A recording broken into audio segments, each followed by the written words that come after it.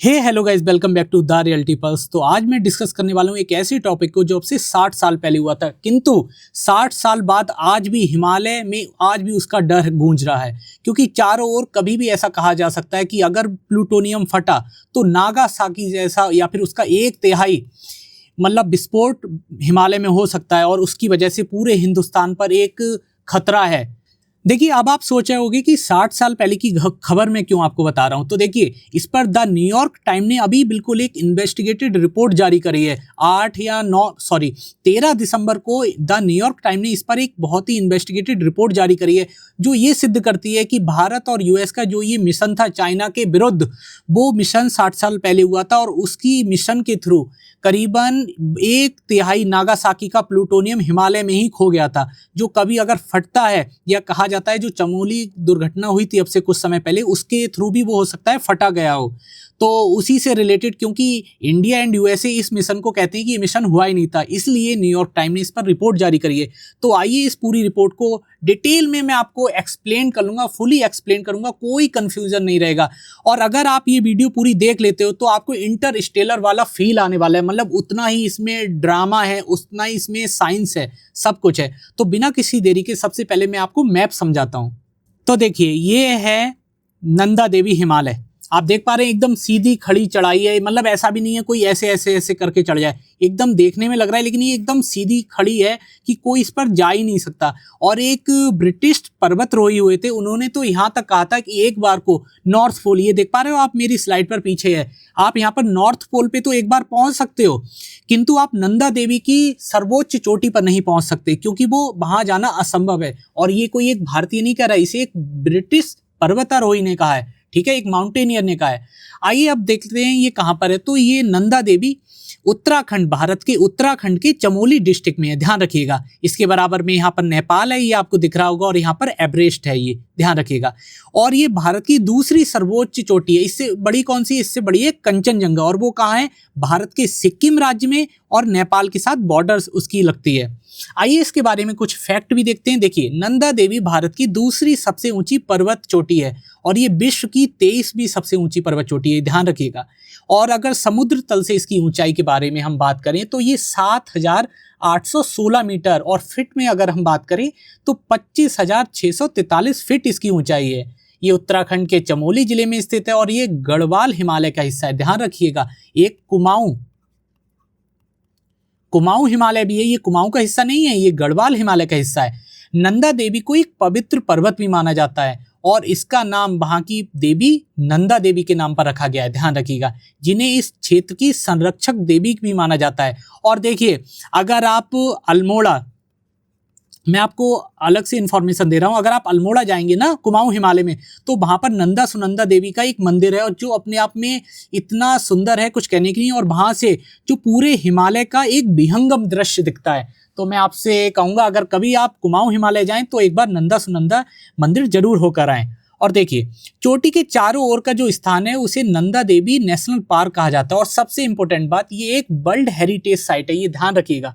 ये चोटी जहां पर है, ये चारों ओर का क्षेत्र है, ये वर्ल्ड हेरिटेज साइट है। तो देखिए, यहाँ पर तो मैंने मैप डिस्कस कर दिया। अब जानते हैं कि ये खबर क्या थी, ये मिशन क्या था। क्योंकि देखिए, एक पहले ओवरव्यू बनाना बहुत जरूरी होता है। आपने अगर इंटरस्टेलर मूवी वगैरह देखी होगी तो वो पहले बता देते हैं कि पृथ्वी पर वो एक तरीके के तूफान रेतीले आए पड़े हैं, इस कारण कि हम ऊपर आसमान में जा रहे हैं। तो वैसे ही मैंने आपको एक मोटा मोटा बता दिया, ताकि बाद में आपको आसानी रहे। ये पर्वत कैसा सीधा खड़ा है, आपकी दिमाग में ये इसकी मेमोरी एकदम सामने आ जाए, क्योंकि जब मैं आगे बताऊंगा तो ये सारी चीजें आपको लिंक करनी पड़ेंगी। तो चलिए अब इन्वेस्टिगेटेड रिपोर्ट को देखते हैं। तो देखिए, अभी न्यूयॉर्क टाइम्स ने इस पर एक नई इन्वेस्टिगेटिव रिपोर्ट जारी करी है, और कब जारी करी है? 13 दिसंबर 2025 को, ध्यान रखिएगा।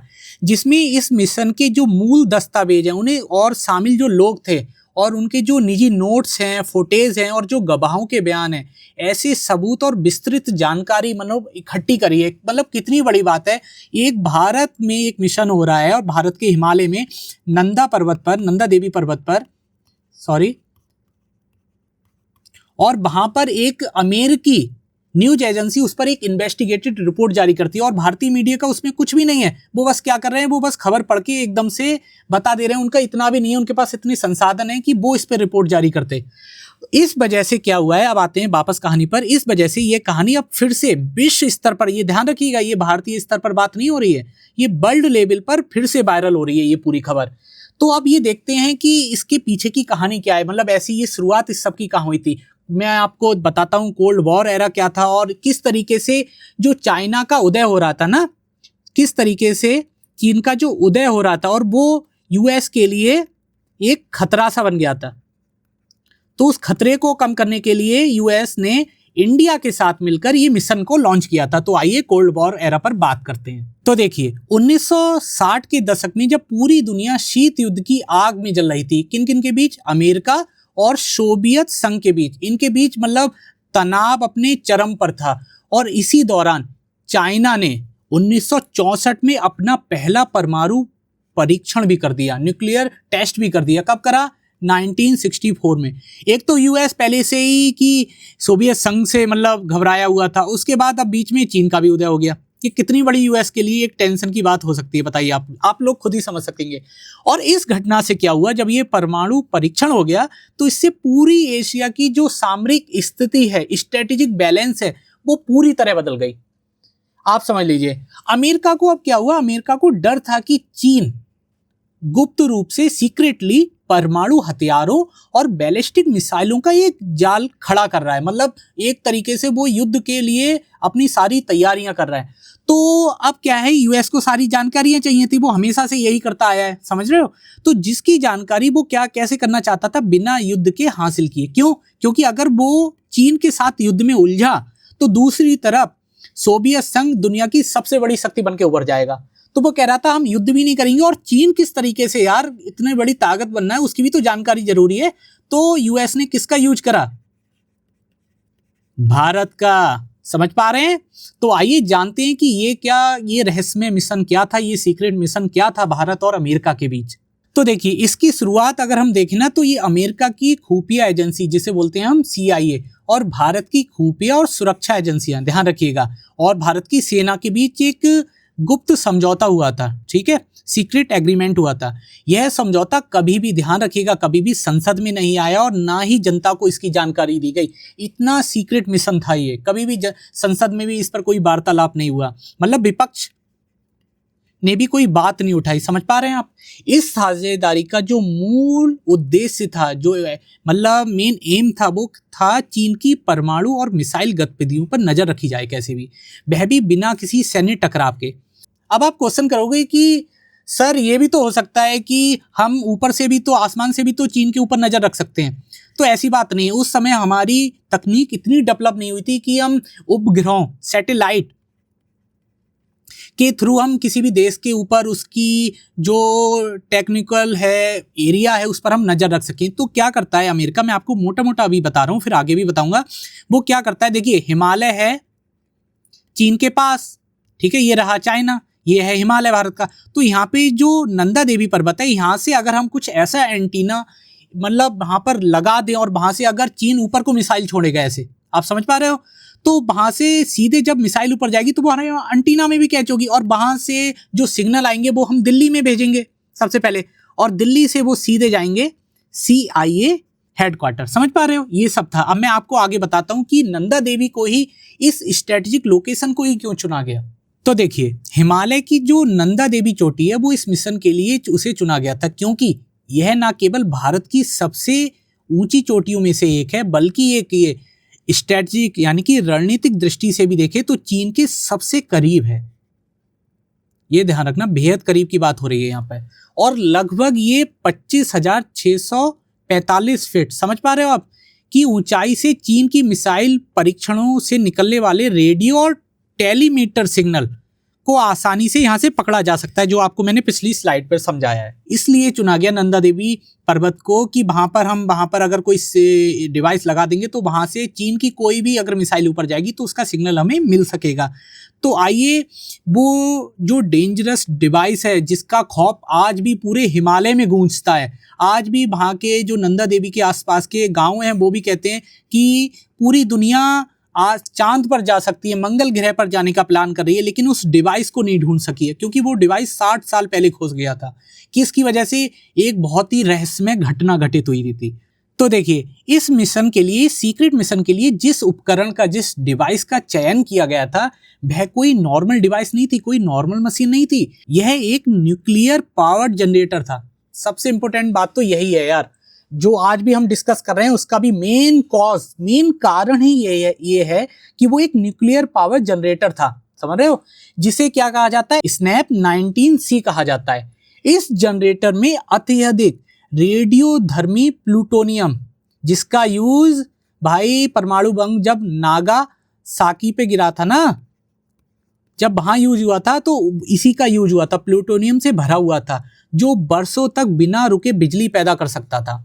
क्योंकि हम आप बार बार तो नंदा देवी पर्वत पर चढ़ नहीं सकते, तो वहां एंटीना यार, वहां पे डिवाइस चलाने के लिए ये वहां पर बिजली की जरूरत पड़ेगी, तभी तो वो ले पाएगा यहाँ से कोई भी सिग्नल। तो इसलिए उसमें प्लूटोनियम भर दिया। आप समझ पा रहे हो? तो देखिए, इस अत्यंत गोपनीय मिशन बोला जा रहा है इसे। आप समझ पा रहे हो क्या बोला जा रहा है?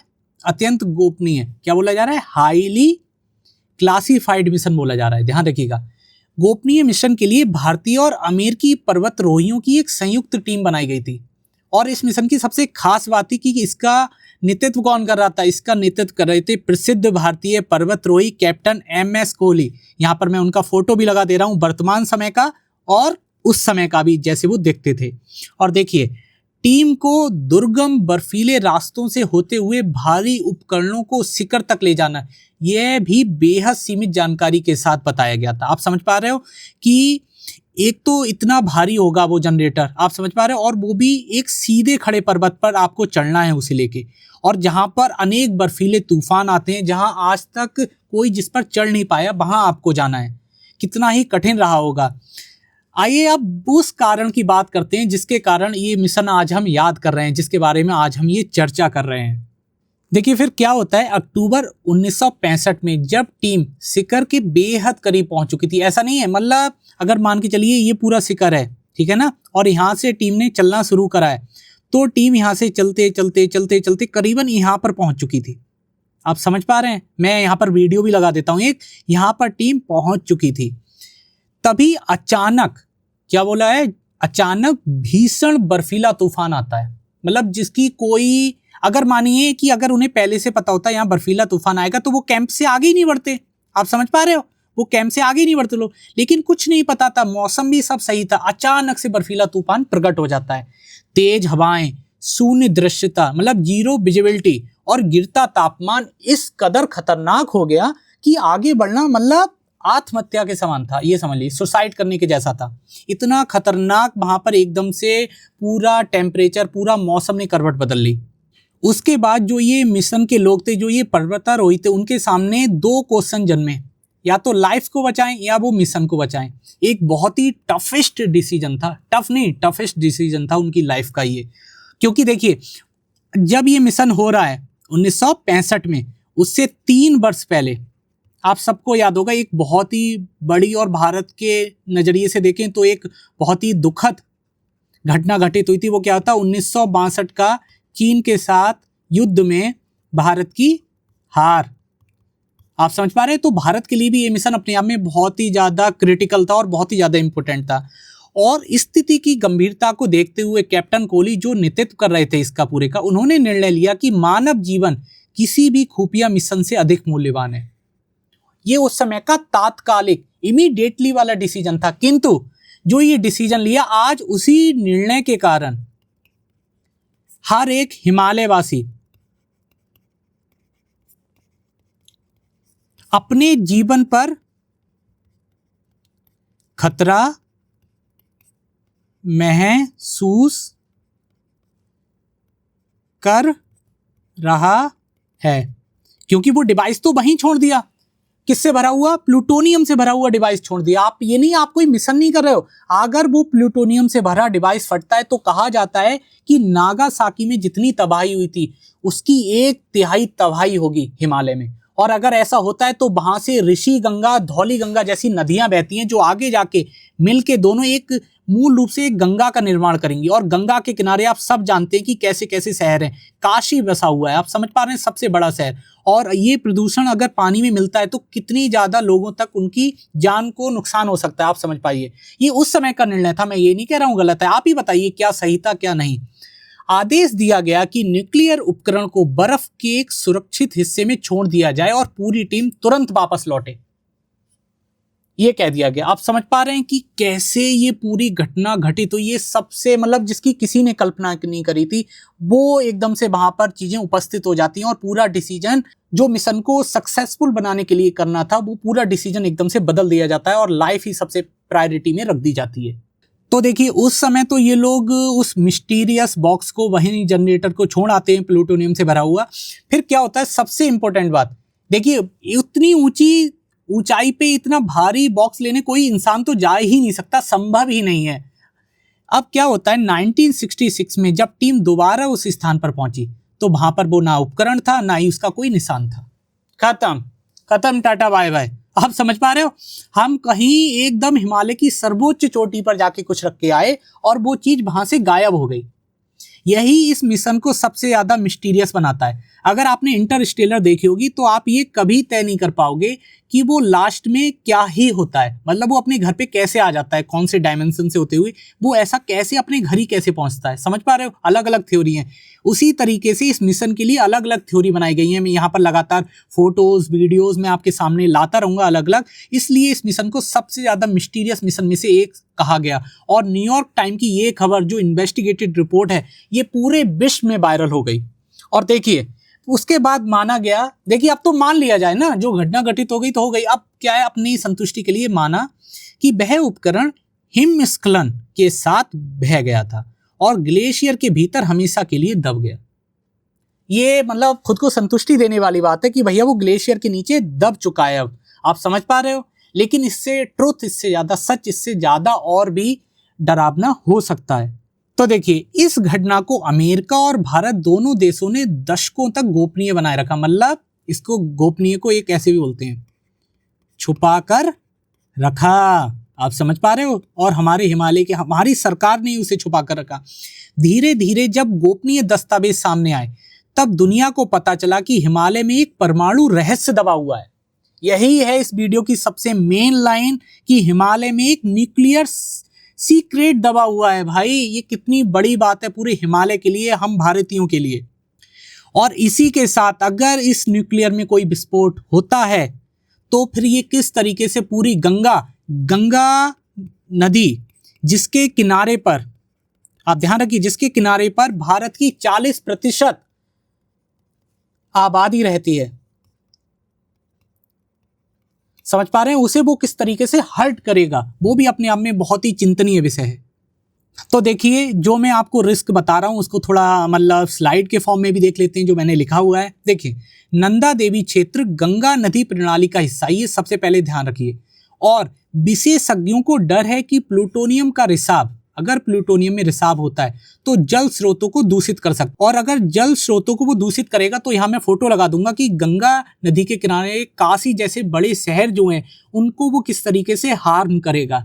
और देखिए आज जब हिमालयी ग्लेशियर तेजी से पिघल रहे हैं तो ये आशंका फिर से बढ़ गई है कि वह खतरनाक उपकरण किसी दिन बाहर भी तो आ सकता है। अगर इनकी बात भी मान लें कि जो इन्होंने एक झूठ सोच रहे हैं ये लोग, अगर उस बात को भी हम सच मान लें तो अगर ग्लेशियर पिघल रहे हैं तब क्या होगा, वो प्लूटोनियम का जो जनरेटर है वो भी तो बाहर आ जाएगा, जो विद्युत का पूरा उसके अंदर बिजली भरी हुई है वो भी तो बाहर आ जाएगी। और अगर उसका रिसाव होगा तो वो गंगा से होते हुए कहाँ तक हार्म करेगा यार, वो तो सीधे बंगाल तक जाएगा।